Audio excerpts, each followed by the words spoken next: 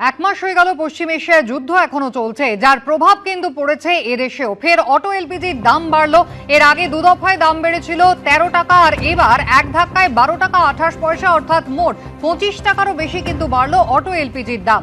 অটোর ভাড়া বাড়ার আশঙ্কা রয়েছে। পাম্পে পাম্পে কিন্তু দীর্ঘ লাইন অপেক্ষা করতে হচ্ছে, কারণ দাম বাড়া সত্ত্বেও এখনো পর্যন্ত অটোর জ্বালানি কিন্তু পর্যাপ্ত নয়। কিছু করার নেই, আমাদের ভাড়া বাড়াতে হবে, বাধ্যতামূলক ভাড়া বাড়াতে হবে, কিন্তু প্যাসেঞ্জার তো শুনতে চায় না। এবার আমাদেরকে 5 জনও নিতে দেয় না, 5 জন নিলেই পুলিশ কেস দিয়ে দিচ্ছে, ওভারলোডিংয়ে 10,000 টাকা ফাইন। তা বাধ্যতামূলক যখন প্যাসেঞ্জার লিমিটেড করেছে, তাহলে তো ভাড়া বাড়াতেই হবে। এবার ভাড়া না বাড়াতে পারলে কিছু করার নেই, অটো বন্ধ রাখতে হবে। ঘন্টাখানিক দিয়ে লাইন দিয়ে দাঁড়িয়ে আছি, 1 ঘন্টা।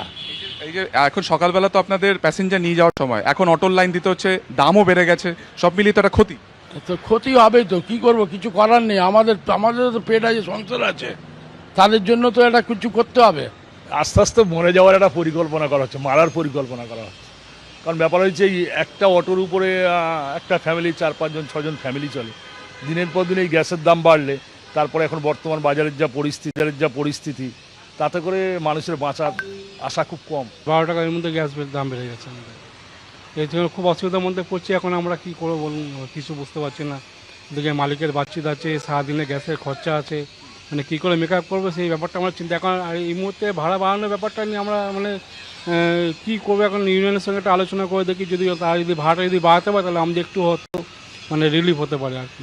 15 টাকা দিয়ে এখন দেখুন কত রেট আজকে, এক মাসে এত বাড়লো 30 টাকা।